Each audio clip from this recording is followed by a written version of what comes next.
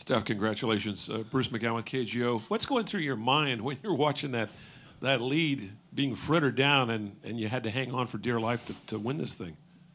Each possession, like, it can't get any worse than this, and then it does. They were trapping all over the court, pressuring. A different look that they had played the whole game. Their sense of urgency was heightened in that situation for them, obviously, with a winner go home situation. But we gave them every opportunity to get back in the game, and we just got to keep our composure in that situation. There's a lot of miscommunication, a lot of playing on your heels, but we got to learn from it. And I'm pretty sure that scenario hopefully won't happen again as we move forward. Steph, Sarah Todd, sfbay.ca. What's the scene in the locker room immediately after, and what are the emotions that you're feeling? You're excited, obviously. I mean, for me, my first playoff series win, and first for the organization in a while. So everybody's relieved to finally get it done. It's still kind of a hazy kind of feeling because of the way the game ended, and it going down to that last possession, and just a sense of relief, with the way that the game finished. Jimmy Spencer with Bleacher Report. Steph, what is it about that third quarter that you really seem to get it going? I don't know. I'm trying to be patient. Obviously, the way that Denver was defending me, they're trying to run me off the 3-point line a lot and trapping a lot of pick and roll, blitzing a lot of pick and rolls and trying to get the ball in my hands. So you try to be aggressive. I don't want to force any possessions. And in the third quarter, just try to find my rhythm. And Bogut set some good screens on a high pick and roll, was able to find toe up that on that line off the dribble, knock down my first three. And then things started to click from there. And, if we stick to our execution, at some point things will open up for us. Curry, this is Logan Murdoch, Sports in the Bay. Obviously, it seemed like they bottled you up. Whenever they bottled you up, you guys were able to break through. Why do you think that's the case?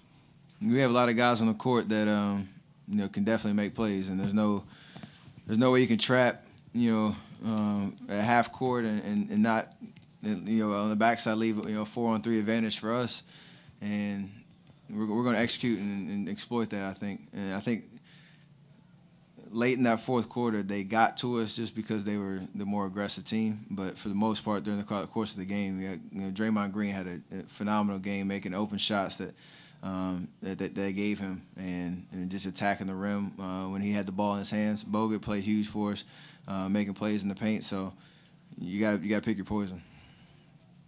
Shelly Smith from ESPN. Now that you've had, 10 minutes to reflect on this whole series, what was it like battling through all the things that you had to in the series? The eye, the bruise, the name-calling back and forth, nights when things weren't going so well. What did you learn from all of that? This is what the playoffs is about. Every game takes a meaning of itself, and, you're going to be playing injured. You're not going to be feeling 100%. You're going to get tired.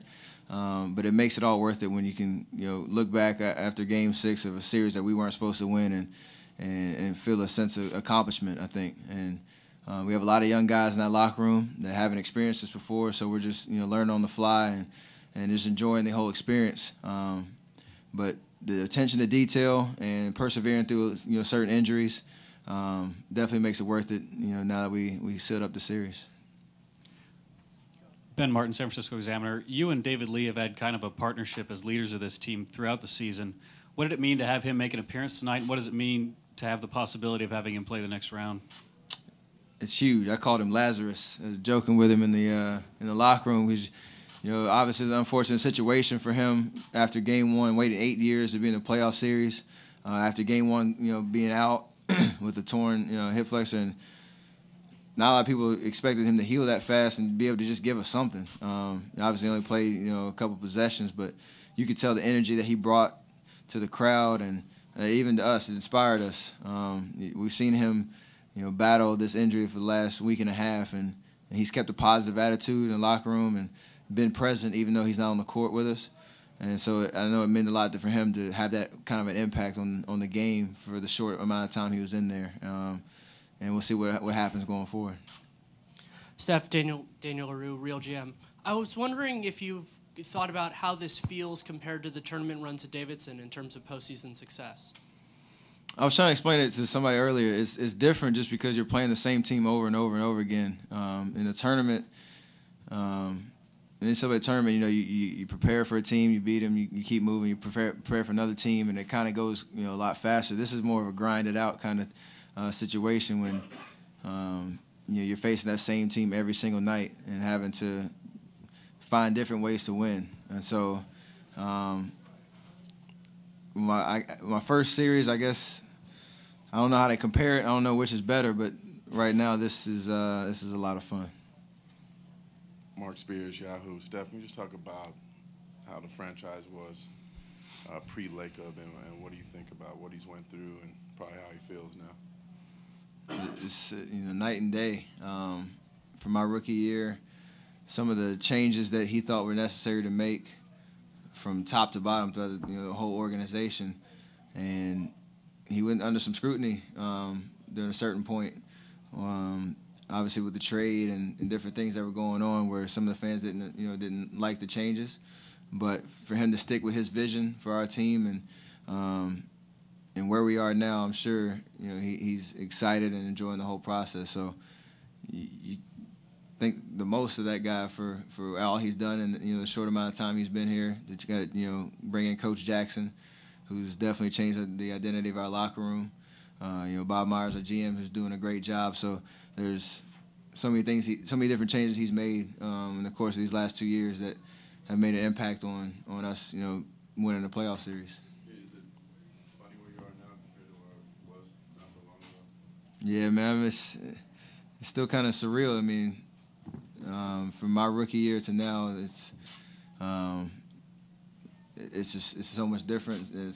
We're just enjoying the whole experience. And I was trying to explain some of our rookies now, how nice it is now to be in a playoff series and get a win, and they didn't have to wait very long for it. So enjoy it. Steph, Gwen Knapp, Sports on Earth. You and Andrew, before this playoff series, had only played 31 games together. How much is your rhythm still evolving, and how much did it evolve through this series? It's going to continue to get better. Like you said, that's a short pool of games to get out there and find your chemistry. But he doesn't miss a beat when he's healthy and he's able to have an impact on the game. You can see how much better he makes us with his presence in the paint. So the numbers he had tonight, obviously, 14, 21 rebounds, just dominating the paint. We need that, and obviously he was a little hurt, banged up Game 5, and Game 4 and 6 he was our difference maker. So it's easy for me to find him in the paint and to just rally around him on the defensive end when he's making plays, and we really need his presence out there. Steph, Kyle Reese from Denver Sports Report was telling Coach Jackson how much of a privilege it is to watch you become a superstar in a manner of speaking. As opposing media and opposing fan, it's tough to watch because it seems like there's a time where you just go off. And I heard the team answer. It was, they help me get open, they give me the ball. But it seems like a very deliberate thing. What is it that goes through your mind before you just start bombing? You got confidence. I mean, no matter what happened before, that period of the game, whether I think I was like 1 for 6 in the first half, 1 for 5 or something like that, and just wasn't getting any good looks offensively. You just have the utmost confidence in the next play, and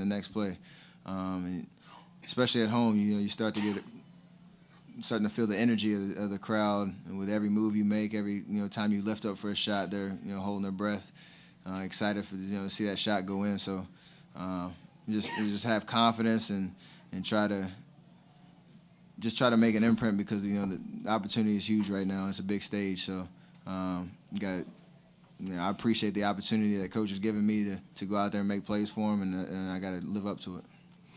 Steph and Kawakami, I apologize if you've been asked this before, but you got the Spurs now. Do you think this is going to be a similar series to what you just played? Do you think they're going to play it differently after what you've just done? How do you approach this yourself mentally for the next series, and knowing it's a championship season franchise?